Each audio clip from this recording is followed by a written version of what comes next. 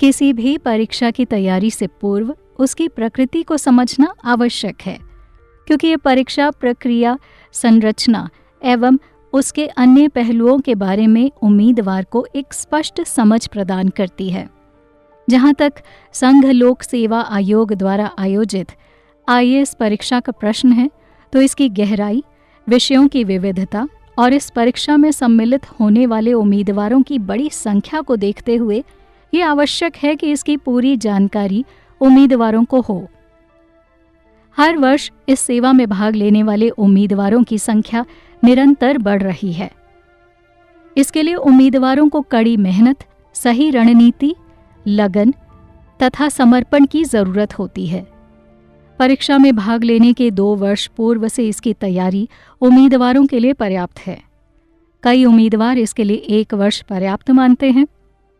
सबसे महत्वपूर्ण बात, उम्मीदवारों को खुद का यथार्थवादी आकलन करके ही इस परीक्षा में सम्मिलित होने के बारे में सोचना चाहिए, क्योंकि यहाँ सब कुछ हरा हरा ही नहीं है, बल्कि तपता रेगिस्तान भी है, जिसकी गर्मी से उम्मीदवार बीच में ही रास्ता छोड़ सकते हैं। इसीलिए अगर आपने IAS बनने का रास्ता चुन लिया है तो पूरी लगन से मंजिल की तरफ बढ़िए। विफलता से घबराकर पीछे मुड़कर मत देखिए, क्योंकि विफलता ही सफलता के रास्ते खोलती है। एक और कड़वा सच ये है कि IAS बनने का सपना संजोना अच्छी बात है, लेकिन व्यवहारिकता ये कहती है कि आप भविष्य की सुरक्षा के लिए नौकरी का एक विकल्प खुला रखें। परीक्षा का आयोजक संघ लोक सेवा आयोग। भारतीय स्वतंत्रता आंदोलन के दौरान राष्ट्रवादियों ने जो राजनीतिक आंदोलन चलाया, उसकी एक प्रमुख मांग थी कि लोक सेवा आयोग में भर्ती भारत में हो, क्योंकि तब इसकी परीक्षा इंग्लैंड में हुआ करती थी। प्रथम लोक सेवा आयोग की स्थापना अक्टूबर 1926 में हुई। आज़ादी के बाद संवैधानिक प्रावधानों के तहत 26 अक्टूबर 1950 को लोक सेवा आयोग की स्थापना हुई। इसे संवैधानिक दर्जा देने के साथ साथ स्वायत्तता भी प्रदान की गई, ताकि ये बिना किसी दबाव के योग्य अधिकारियों की भर्ती कर सके। इस नव स्थापित लोक सेवा आयोग को संघ लोक सेवा आयोग नाम दिया गया। ये एक संवैधानिक संस्था है। इसकी स्थापना संविधान के अनुच्छेद 315 के अंतर्गत हुई है। सामान्यतया आयोग में अध्यक्ष सहित 9 से 11 सदस्य होते हैं। संघ लोक सेवा आयोग सिविल सेवकों की भर्ती के लिए मुख्य संस्था है, जो केंद्र एवं केंद्र शासित प्रदेशों में विभिन्न प्रशासनिक परीक्षाओं का आयोजन करता है। भारतीय शासन तंत्र की रीढ़ कही जाने वाली सिविल सर्विस ग्लैमर और प्रतिष्ठा से परिपूर्ण सेवा है, जिसमें शामिल होने का ख्वाब अधिकतर युवाओं की आंखों में रहता है।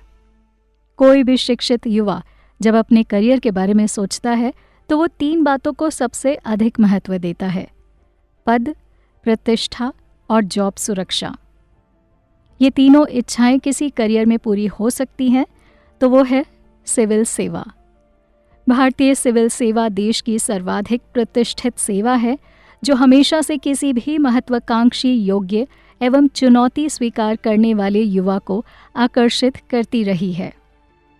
इस नज़र से सिविल सर्विसेज एकमात्र ऐसा करियर है जो व्यक्तिगत महत्वाकांक्षा और सामाजिक दायित्व दोनों के बीच संतुलन स्थापित करता है।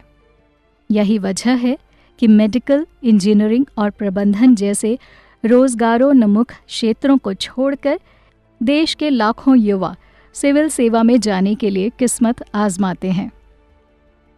सिविल सेवक अपने करियर के शुरुआत में कई तरह के अहम और जिम्मेदार पदों पर कार्य करने का अवसर प्राप्त करता है, जो करियर के अन्य क्षेत्रों में देखने को नहीं मिलता। कार्य की विविधता इस क्षेत्र की विशेषता है। प्रशासनिक ढांचा।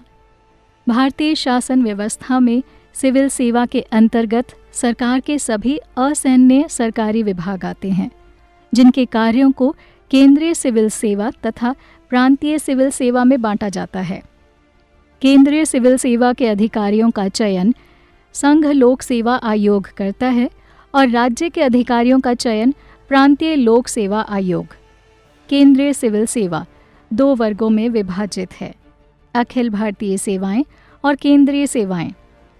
भारतीय प्रशासनिक सेवा और पुलिस सेवा अखिल भारतीय सेवाएं हैं, जो केंद्र व राज्य दोनों सरकारों के तहत आती हैं। चयन प्रक्रिया।